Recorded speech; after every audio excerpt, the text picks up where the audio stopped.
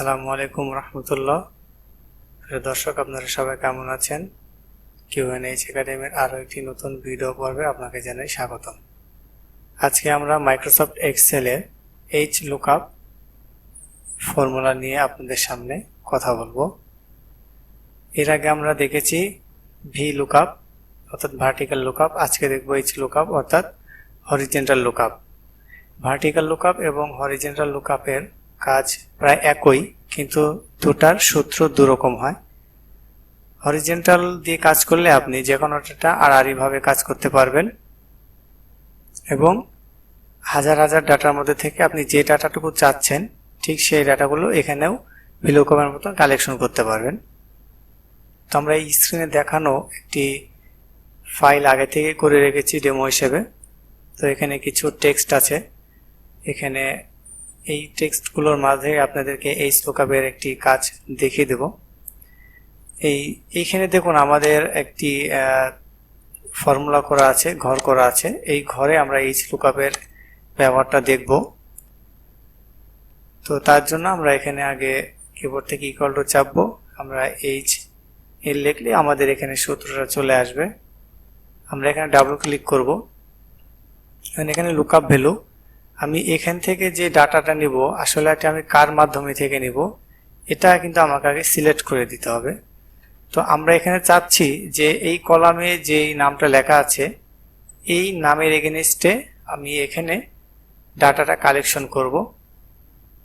তাহলে আমাকে এখানে আগে সেই কলামটা চিহ্নিত করে দিতে হবে। তাহলে আমাকে চিহ্নিত করতে হলে আমি আগে এইখানে ক্লিক করব, দিয়ে কমা দেব। টেবিল অ্যারে, আমি কোথায় থেকে কোন পর্যন্ত ডাটাটা নিব, তো আমি এই ডাটা থেকে যেহেতু নিব আমি এখান থেকে সিলেক্ট করে দিলাম। দেওয়ার পরে আমার টেবিল অ্যারের কাজটা শেষ। এরপর আমি কমা দেব।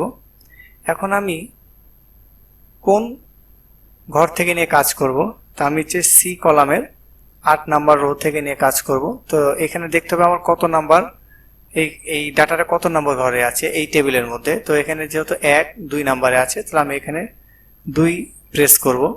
এখানে কিন্তু র ইন্ডেক্স নাম্বার, আমি কিন্তু র ইন্ডেক্স নাম্বারটা দিয়ে দিলাম 2 নাম্বার। এখানে 2 নাম্বারে আছে, আমি 2 নাম্বারে নিলাম এই টেবিলের ভিতরে আর কি। এরপর আমি যদি সঠিকটা পেয়ে থাকি তাহলে আমাকে 0 প্রেস করতে হবে, দিয়ে ব্র্যাকেট ক্লোজ। এরপরে ইন্টার প্রেস করব। এর মধ্যে একটি কথা, তার আগে আপনারা এখান থেকে এই যে B7 আর 15 যে আমার এখানে রটা নেওয়া আছে এটাকে আমি আগে লক করে দেব। এজন্য আমি শিফট 4 প্রেস করব, করে আমি এটাকে লক করে দেব। এটা আমার লক হয়ে গেলে আমি এটাকে ইন্টার দিলে আমার এটা ডাবল ক্লিক করলে আমার ডাটাগুলো চলে আসছে। দেখুন এই যে এখানে যে ফরহাদ হোসেনের নামটা আছে এর মার্চের মান্থলি টার্গেট কত এখানে দেখিয়ে দিয়েছে। এর হচ্ছে যে পার ডে রিকোয়ারমেন্ট কত, এই যে এত, এখানে এটা শো করছে। সেম একইভাবে যদি আমরা এখানেও যাই, আমরা এখান থেকেও একই কাজই করতে পারবো, এইচ লুকআপ। তাহলে আমাদের লুকআপ ভ্যালু হবে এটা। আমরা এর মাধ্যমে ডাটাটা কালেকশন করব। কমা আমাদের এই টেবিল অ্যারেটা দিয়ে দেবো এখান থেকে, তারপরে কমা। এখন দেখতে হবে এটা আমি কার ঘরে কাজ করতেছি। এখানে আমিনুর ইসলাম, তাহলে আমিনুরটা কত নাম্বার এখানে রয়ে আছে সেটা আমি এখানে ক্লিক করে দেবো। তাহলে এখান থেকে 1 2 3 এ আছে, 3 এ ক্লিক করব, 3 0 ব্র্যাকেট ক্লোজ। ইন্টার প্রেস করলে দেখবেন এর এই এটা চলে আসছে, সূত্রটা চলে আসছে। এখান থেকে বসানোর পরে এর হচ্ছে টার্গেটটা বসে গেছে এখানে অটোমেটিকলি। তো আমরা এখান থেকে সেম আগের মতন এটাকে শিফট 4 ধরে আমরা এটাকে $সাইন দিয়ে লক করে দেব।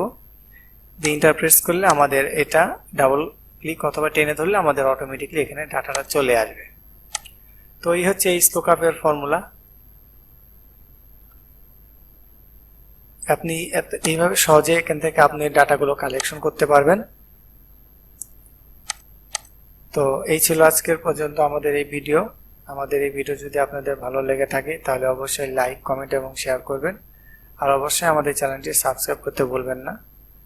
আর এই ভিডিওটি আপনি চাইলে সবার মাঝে শেয়ার করতে পারেন। তো আজ এখানে রাখছি, সবাই ভালো থাকবেন, সুস্থ থাকবেন।